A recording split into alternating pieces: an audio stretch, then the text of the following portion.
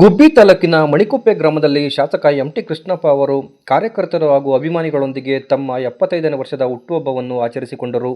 ಇದೇ ಸಂದರ್ಭದಲ್ಲಿ ಮಾತನಾಡಿದ ಅವರು, ನಾನು ಮುಂದಿನ ಬಾರಿ ರಾಜಕೀಯ ನಿವೃತ್ತಿ ತೆಗೆದುಕೊಳ್ಳುತ್ತೇನೆ ಎಂದು ಹೇಳಿದ್ದೆ. ಆದರೆ ದೇವೇಗೌಡರು, ಕುಮಾರಸ್ವಾಮಿ ಅವರು ಮುಂದಿನ ಬಾರಿಯೂ ಚುನಾವಣೆಯಲ್ಲಿ ಸ್ಪರ್ಧಿಸುವಂತೆ ಹೇಳಿರುವುದರಿಂದ ನಾನು ಚುನಾವಣೆಯಲ್ಲಿ ಸ್ಪರ್ಧೆ ಮಾಡುತ್ತೇನೆ. ಎಲ್ಲರೂ ನನಗೆ ಆಶೀರ್ವಾದ ಮಾಡಬೇಕೆಂದು ಮನವಿ ಮಾಡಿದರು. ಈ ಸಂದರ್ಭದಲ್ಲಿ ಜೆಡಿಎಸ್ ಮುಖಂಡರಾದ ಚೆನ್ನನಹಳ್ಳಿ ನರಸಿಂಹಮೂರ್ತಿ, ಜಗದೀಶ್, ರಾಮು, ನರಸೇಗೌಡ ಸೇರಿದಂತೆ ಅಭಿಮಾನಿಗಳು, ಕಾರ್ಯಕರ್ತರು ಹಾಜರಿದ್ದರು.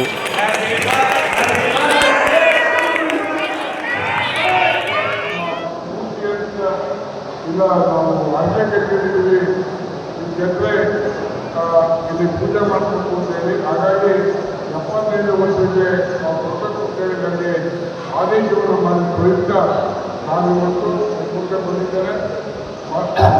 ಭಗವಂತ ಏನು 75ಕ್ಕೆ ಆರೋಗ್ಯ ಕೊಡೋದಕ್ಕೆ ಪುಣ್ಯ 55 ಅಲ್ವಾ?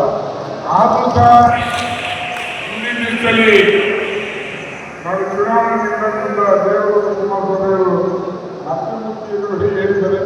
ಹಾಗಾಗಿ ಮುಂದೆ ಸಹ ನಾನು ನಿಲ್ತೀನಿ.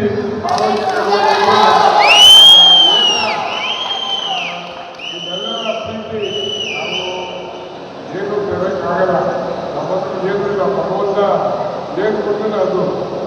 ನಾವೇನು ಹಣ ಮಾಡಕ್ಕೆ ಹೋಗಿಲ್ಲ. ಆಸ್ತಿ ನಾವು ಓದ್ಬಿಟ್ಟೆ ಜಮೀನು ತಗೊಂಡಿಲ್ಲ 20 ವರ್ಷ.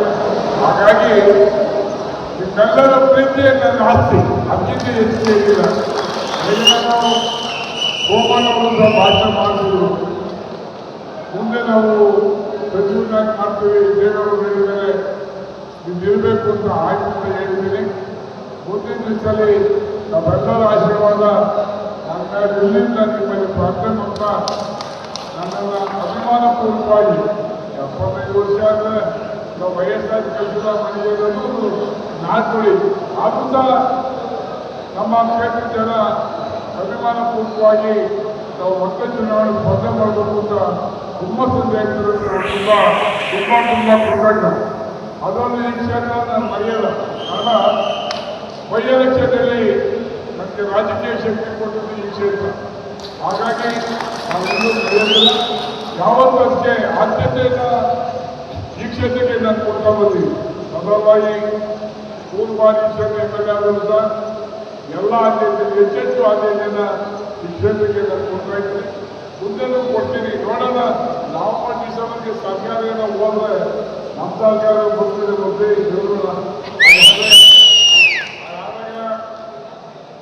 ಬರೀ ಕೆಲಸ ಮಾಡಲ್ಲ ಅಂತ ಹಳ್ಳಿಯಲ್ಲೂ ಸಹ ಹುಟ್ಟುಹಬ್ಬ ಆಚರಣೆ ಮಾಡ್ತಾ ಇದ್ದಾರೆ. ಅದೇ ನನ್ನ ಪೂರ್ವಜರ ಪುಣ್ಯ. ಯಾಕೆಂದರೆ ಎಲ್ಲರೂ ದುಡ್ಡು ಕೊಟ್ಟು ಅವ್ರು ಹುಟ್ಟುಹಬ್ಬ ಮಾಡಿಸ್ಕೊಂತಾರೆ. ನಾನು ಹಂಗಲ್ಲ. ಕುಕ್ಕಟ ರಾಜ ನಾನು. ಜನ ಅಭಿಮಾನವಾಗಿ ಪ್ರೀತಿಯಿಂದ ನನಗೆ ಮಾಡಿದ್ದಾರೆ. ನಾನು ಅವರಿಗೆ ತುಂಬ ಕೃತಜ್ಞ. ನಮ್ಮ ಕ್ಷೇತ್ರದ ನಮ್ಮ ಪಕ್ಷದ ಕಾರ್ಯಕರ್ತರಿಗೆ, ಮತದಾರರಿಗೆ ನಾನು ಅನಂತ ಧನ್ಯವಾದ ಈ ಸಂದರ್ಭ ಹೇಳಕ್ಕೆ ಬಯಸ್ತೀನಿ. ಮುಂದೆನೂ ಸಹ ಅವ್ರ ಸೇವೆಯನ್ನು ನಾನು ಮಾಡ್ತೀನಿ ಸಂದರ್ಭ ಹೇಳ್ತೀನಿ.